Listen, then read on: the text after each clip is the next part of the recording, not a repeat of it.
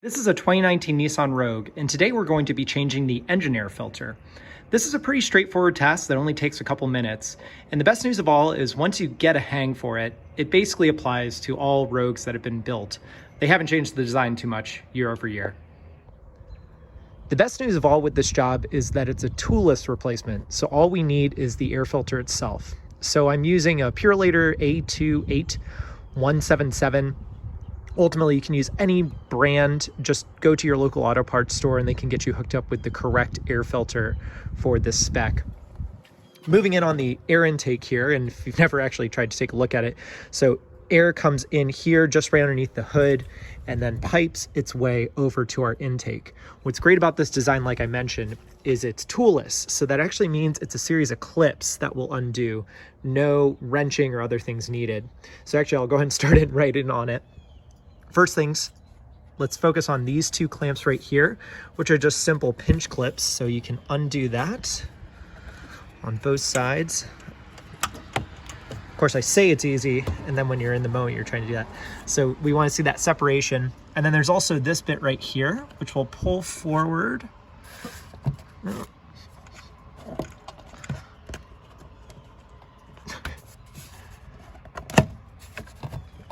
there we go. And as you can see, the whole thing just kind of pops right off. I will say, having done this a couple of times, it is a little bit of a piece of work to get it back on. We'll talk through it as we do it, but these channels have a little bit of a guide point to it. So it might take a couple tries to get that part off. Okay, so with that part off, there's two clips. Oh, here, let me show you here. So you have a couple clips here that we need to just get off. This metal clip here and one on the side. Let me put the camera back down ever so slightly. So we'll undo these, and that takes the whole housing, just drops it right down. You can see this guy hasn't been changed in a little bit, I'll admit. And so we're just gonna slide her right out. One thing to pay attention to on this is there's a little bit of a ridge line here. It goes from one corner to the other.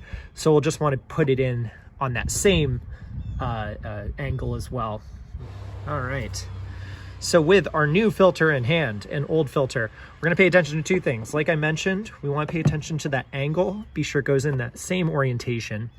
And there's also, sorry, I'm trying to have a lot of things in the sight line here. There's also this tab right here. So we'll also put in the new filter with that same orientation of having the tab in place, like so. Nice and nestled. And to be sure that it has a good seating, you just want to take a look at the edge line. Be sure everything is just nice and seated there.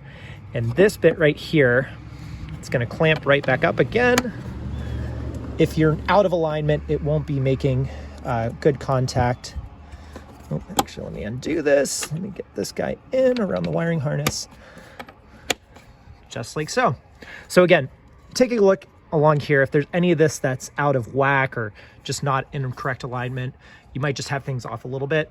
Just try again, and that'll get you settled. All right, so now we'll just take our intake housing, or really piping. Couple tips here, like I was saying before. So you have these channels that help it align. So it helps to just nice and slow. I guarantee I'm not going to get this done on the on the first pass because we are all human. There we go. Oh, hey, look at that. So just want to make sure all the seams are nice and tight with that and nice and seated, which we are looking good. And with that, we're done. As you can see, it only takes a couple of minutes, a pretty straightforward task. Nissan recommends replacing the air filter every 25,000 miles, which is pretty on par with other manufacturers. Typically, you look at anything from a 25 to 30,000 mile interval. If you're operating in dusty conditions like desert or extreme off-road conditions, it's not a bad idea to at least do visual inspection and maybe think about replacing on a 15 to 20,000 mile interval. But hopefully this was helpful. Please like and subscribe, and feel free to comment with any other how-to videos that would be helpful to do in the future. Thanks so much for watching.